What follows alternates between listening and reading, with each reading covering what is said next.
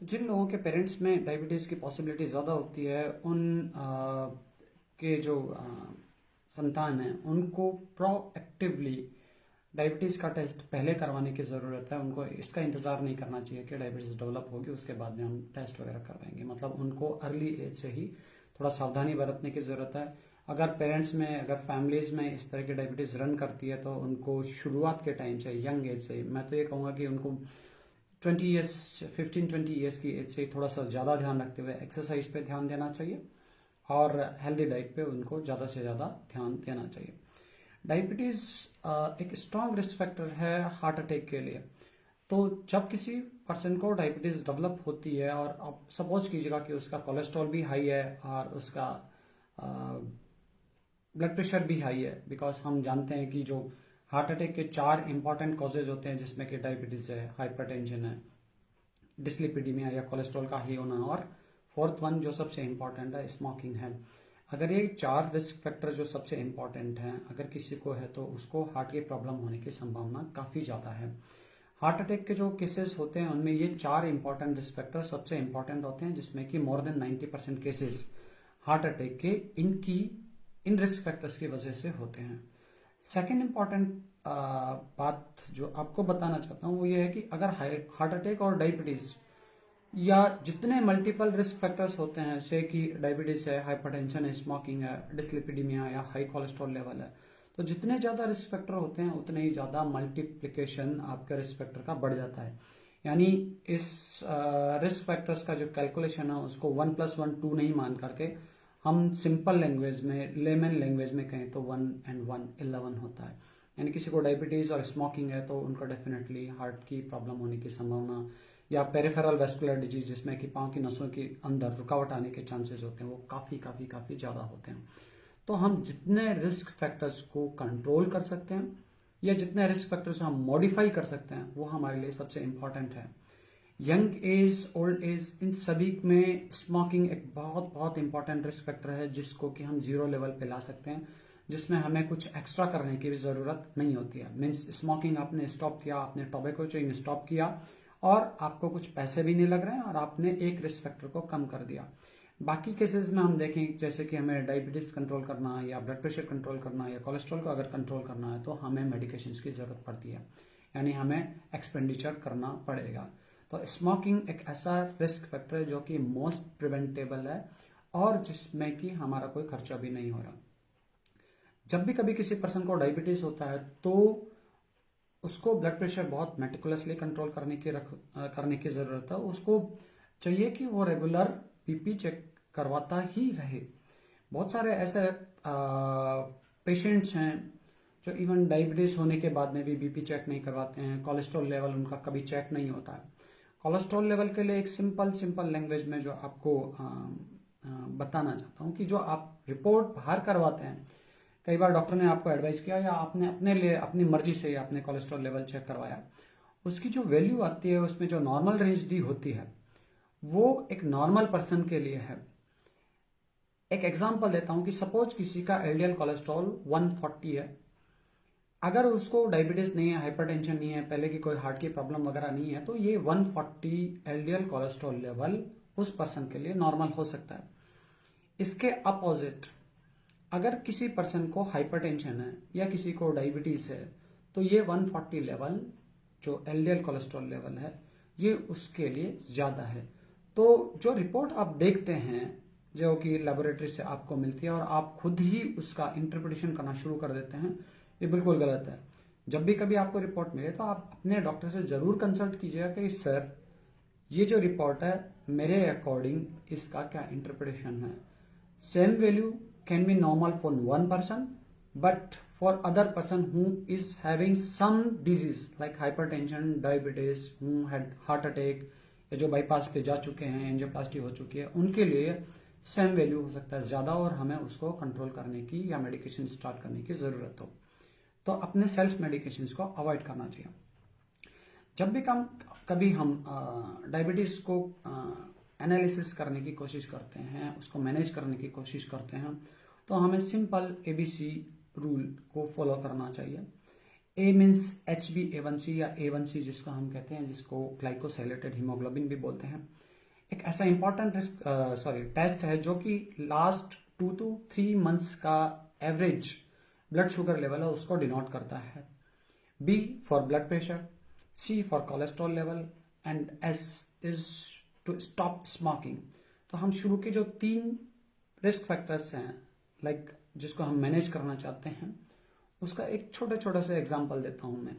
HbA1c, diabetes वाले बहुत सारे पेशेंट्स जो मेरे पास में आते हैं, वो कई बार ऐसा होता है कि मॉर्निंग जो फास्टिंग लेवल है वो चेक करते रहते हैं। उनका मॉर्निंग का जो फास्टिंग लेवल है वो 110 120 मीन्स एब्सोल्युटली नॉर्मल रेंज में आ रहा होता है।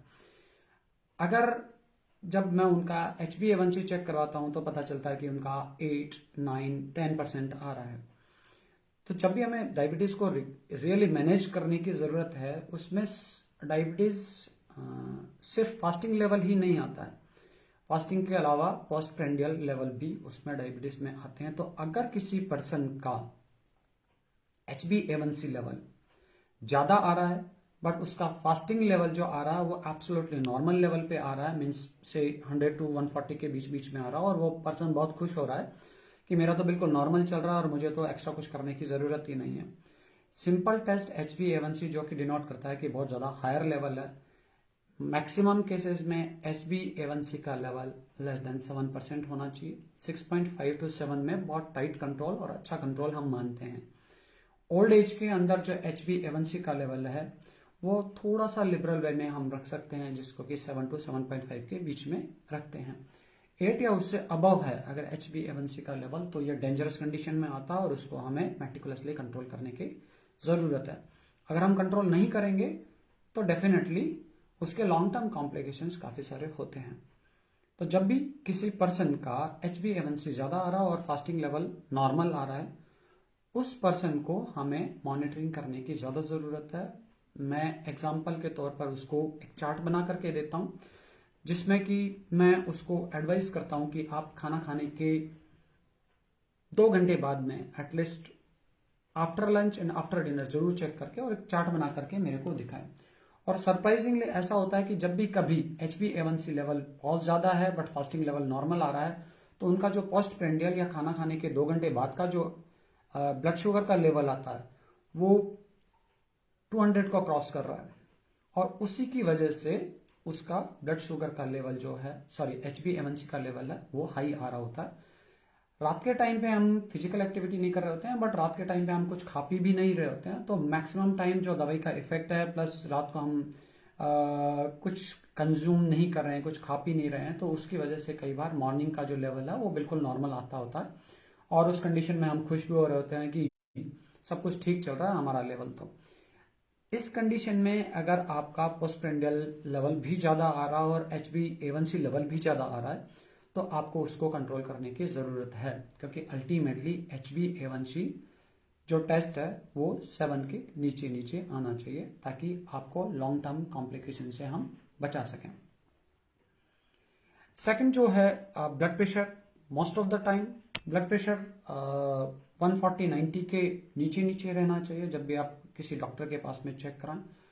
इसमें भी थोड़ा सा मैं ऐड करना चाहूँ कि जब भी किसी पर्सन को डायबिटीज भी है और ब्लड प्रेशर भी रहता है, उस कंडीशन में उसको BP इंस्ट्रूमेंट अपने घर पे खरीद करके रखना चाहिए, तो कि उसको फ्रिक्वेंट मॉनिटरिंग हो सके। ब्लड प्रेशर मेटिकुलसली कंट्रोल होना चाहिए और घर पे BP 130/80 के नीचे नीचे रहना चाहिए, ताकि again because long term complications के बारे में हम सोच रहे हैं कि वो जितना अवॉइड हम कर सकें उतना ठीक रहेगा। अगर डायबिटीज और ब्लड प्रेशर काफी हद तक कंट्रोल्ड है, तो हम इससे होने वाले complications like heart attack, stroke, peripheral vascular disease या पाँव के अंदर जो नसें होती है उसमें रुकावट आना, इन सबको काफी हद तक बचा सकते हैं। वेट लूज करना अपने आप में बहुत एक इम्पॉर्टेंट लाइफस्टाइल मॉडिफिकेशन का पार्ट है। डायबिटीज को हम 2 पार्ट्स में डिवाइड कर सकते हैं। एक जबकि एब्सोल्यूट इंसुलिन डेफिशिएंसी है, सेकंड रिलेटिव इंसुलिन डेफिशिएंसी। छोटा सा एग्जांपल वापस से देता हूं मैं। सपोज कीजिएगा कि आपकी बॉडी में X अमाउंट इंसुलिन की बन रही है, जो कि 60 या 70 केजी वेट के लिए नॉर्मल है। बट अब सपोज कीजिएगा कि आपका वेट 100 है, 100 केजी वेट के लिए ये अमाउंट एक्स अमाउंट है वो कम है, क्योंकि आपका बॉडी का वेट ज्यादा हो रहा है। इसके अपोजिट में ये तो हो गया relative insulin deficiency. Absolute insulin deficiency यानी आपकी एक्स की जगह वाई या कम मात्रा में आपकी इंसुलिन की मैन्युफैक्चरिंग हो रही है बॉडी के अंदर। तो जब कभी रिलेटिव इंसुलिन डेफिशिएंसी होती है, ये पर्टिकुलरली ओबीज पेशेंट में ज्यादा होती है, क्योंकि ओबीज पर्सन में उनका वेट ज्यादा होता है तो उनको इंसुलिन की रिक्वायरमेंट ज्यादा होती है। तो बहुत सारे ऐसे पेशेंट्स मैंने देखे हैं जो कि मेरी क्लिनिकल प्रैक्टिस में भी आते हैं, जो कि मेडिकेशंस लेने के लिए विलिंग नहीं है, जो मोटे भी हैं बट इंसुलिन या मेडिकेशंस टैबलेट्स फॉर्म भी लेने के लिए विलिंग नहीं है। आप सरप्राइज करेंगे कि जब वो 5 to 10 केजी वेट लूज करना शुरू कर देते हैं तो उनको इंसुलिन की या टैबलेट की जरूरत ही नहीं पड़ती है। यानी उनके अंदर जो इंसुलिन बन रहा था वो तो प्रॉपर वे में बन रहा था, बट जस्ट उनकी ओबेसिटी की वजह से वो जितना अमाउंट में बन रहा था उसकी वजह से वहां पर डेफिशिएंसी चल रही थी। तो अगर आपने सपोज कीजिएगा कि आपको ओबेसिटी है, आपने अपनी लाइफ स्टाइल चेंज की, अपने डाइट पैटर्न चेंज किया, आपने वेट लूज किया एक्सरसाइज करके, तो उस कंडीशन से आप निकल करके आ सकते हैं, जबकि आपको मेडिकेशन की जरूरत हो सकता है कि आपको अगले 5 साल 10 साल, या हो सकता है कि अगर आप अच्छे से बॉडी वेट मेंटेन करें तो डेफिनेटली आपको हो सकता है किसी मेडिकेशंस की जरूरत ना पड़े।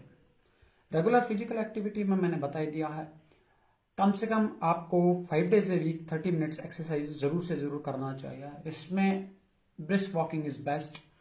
बहुत सारे लोगों को, क्योंकि ये डायबिटीज कई बार लेट एज तक भी होती है, जबकि ऑस्टियोआर्थराइटिस यानी कि पाँव में और घुटनों में प्रॉब्लम्स आना शुरू हो जाती है और ऐसे व्यक्ति एक्सरसाइज नहीं कर पाते हैं, उनके लिए मेरा मैसेज है कि आप बैठे बैठे भी एक्सरसाइज कर सकते हैं। ये जरूरी नहीं है कि एक्सरसाइज करने के लिए चलने की जरूरत हो, आप अपने हाथों की, अपने बॉडी के मूवमेंट करके भी एक्सरसाइज कर सकते हैं और इंसुलिन के लेवल को काफी मेंटेन कर सकते हैं। यानी शुगर का जो लेवल है, आप अगर एक्सरसाइज करेंगे तो हमारी जो बॉडी की मसल्स हैं वो ग्लूकोज को कंज्यूम करती हैं और ग्लूकोज के लेवल को डाउन करती हैं। बहुत सारे लोग, दोबारा से फिर मैं उसी पे जाता हूँ, बहुत सारे लोग जिनको पोस्ट प्रेंडियल हाइपरग्लाइसीमिया यानी खाना खाने के बाद में शुगर का लेवल बहुत पीक लेवल पे बढ़ जाता है, अगर वो लोग जिनके हार्ट की प्रॉब्लम नहीं है, जिनके नाड़ियों में कोई रुकावट नहीं है, या जिनका हार्ट कमजोर नहीं है, एक बार डॉक्टर से सलाह जरूर कर लेना चाहिए।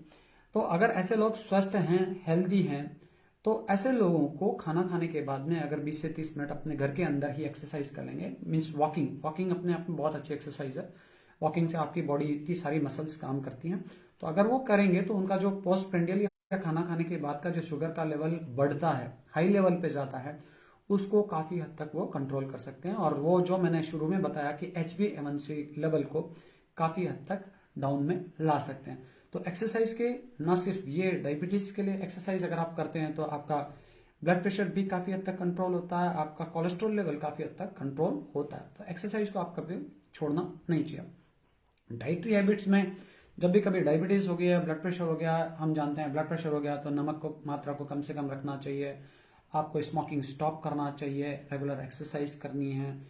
जिन फूड्स में स्टार्च की मात्रा ज़्यादा होती है, मीन्स कार्बोहाइड्रेट ज़्यादा होता है, उन फूड्स को हमें जहां तक हो सके अवॉइड करना चाहिए।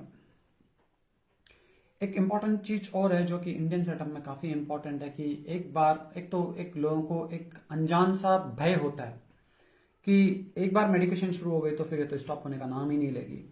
आप जब भी कभी इस तरह की बीमारी हो और अगर आपका डॉक्टर आपको एडवाइस कर रहा है तो ये जरूरी नहीं है कि वो कंटिन्यू रहेगी मेडिकेशन। आप अगर इनिशियल स्टेज पे हैं तो हो सकता है कि आप डाइट और एक्सरसाइज से उसको कंट्रोल कर सकते हैं। बट सबसे इंपॉर्टेंट चीज है कि आप डॉक्टर के फॉलो अप में रेगुलर रहें, क्योंकि डॉक्टर और रिपोर्ट्स डिसाइड करेगी कि आपको आगे फ्यूचर में दवाई को बढ़ाने की जरूरत है, सेम दवाइयों पे मेंटेन करने की जरूरत है, या आपका सब कुछ अच्छा चल रहा है तो क्या दवाइयों को रिड्यूस करने की, स्टॉप करने की जरूरत है। अगर आप डाइट से और एक्सरसाइज से कंट्रोल कर सकते हैं तो कोई डॉक्टर आपको अननेसेसरी दवाई नहीं देगा। सेकंड चीज जो हमारे यहाँ पे जनरल परसेप्शन जो मैंने अभी बताया कि एक बार मेडिकेशन चालू हो गई तो आपको जिंदगी भर खानी पड़ेगी, ये होगा वो होगा। आप इसके अपोजिट वे में सोचिएगा कि अगर डायबिटीज को आज की डेट में आपने अगर कंट्रोल नहीं किया तो ये फ्यूचर में किस किस तरह की कॉम्प्लिकेशंस डेवलप करेगी। सबसे बड़ी प्रॉब्लम हमारे समाज में ये है कि जिन लोगों की नॉलेज कम है वो ज़्यादा आपको सलाह देते रहते हैं। तो आपका पड़ोसी, आपके रिश्तेदार आपको ये बताते रहेंगे कि अरे डायबिटीज़ की गोली स्टार्ट कर दी अभी से। बिल्कुल नहीं, ऐसा कभी भी नहीं होना चाहिए। आपको रेगुलर वे में दवाइयाँ खाने की ज़रूरत है, आपको डॉक्टर को फॉलो करने की ज़रूरत है। जब भी कभी किसी पर्सन को डायबिटीज़ डेवलप होती है तो उसका वेल बीइंग थोड़ा सा चेंज हो जाता है, उसको डिप्रेशन डेवलप हो जाता है, एंग्जाइटी डेवलप हो जाती है, आगे क्या होगा क्या नहीं होगा। तो इन सब चीज़ों से दूर रहते हुए थोड़ा सा मॉरल सपोर्ट डॉक्टर्स को भी प्रोवाइड करवाना चाहिए, उनको खुल करके पेशेंट को डायबिटीज़ उससे रिलेटेड कॉम्प्लिकेशन, बट उनको ये भी समझाना चाहिए कि अगर हो गई है तो कोई बात नहीं है। अब जब भी कभी लाइफ में कुछ भी प्रॉब्लम आए तो हमें उसका सॉल्यूशन ढूंढना चाहिए, बजाय उसके बारे में चिंता करने के कि इससे क्या होगा क्या नहीं होगा। डेफिनेटली अगर किसी को बीमारी होगी तो हो गई, उसका कोई सॉल्यूशन अगर है तो उसको ढूंढना चाहिए। Exercise, diet, yes. अगर कंट्रोल नहीं होता तो definitely medication will help you to prevent long term complication. So हमें उसके बारे में जरूर सोचना चाहिए। और जब भी कभी इस तरह का आपको एंग्जाइटी या डिप्रेशन हो इन चीज़ों को लेकर के, तो आप अपने डॉक्टर से खुल करके बात कर सकते हैं, उनसे इस बीमारी के बारे में समझ सकते हैं और अपनी लाइफ को थोड़ा सा अच्छे वे में जी सकते हैं। तो आप लोगों से मेरा शॉर्ट में लास्ट मैसेज कि जब भी कभी कोई बीमारी हो गई, सपोज डायबिटीज़ हो गई, हाइपरटेंशन हो गई या कुछ आपको कोलेस्ट्रॉल ज़्यादा हो गया, तो आपको उससे घबराने की ज़रूरत नहीं है। आप एक्सपर्ट्स से सलाह लीजिएगा, दैट इज़ मोस्ट इम्पॉर्टेंट। बजाय कि आप अपने पड़ोसी, अपने रिश्तेदार, अपने किसी जानकार से सलाह लें और वो कुछ उल्टी सीधी बात कहें, इससे बेटर है कि आप एक्सपर्ट की सलाह लें, एक्सपर्ट से सलाह लेकर के उनकी राय को मानें। कोई अगर बीमारी हो गई है तो उसके क्योर या उसको कंट्रोल करने के बारे में आप सोचें। हेल्दी लाइफ स्टाइल डेफिनेटली एक इम्पॉर्टेंट पार्ट है, जबकि इंडिया के अंदर काफ़ी ज़्यादा मात्रा में, काफ़ी ज़्यादा तेज़ी से ये डायबिटीज़ और हाइपरटेंशन और हार्ट अटैक की बीमारियां बढ़ रही है।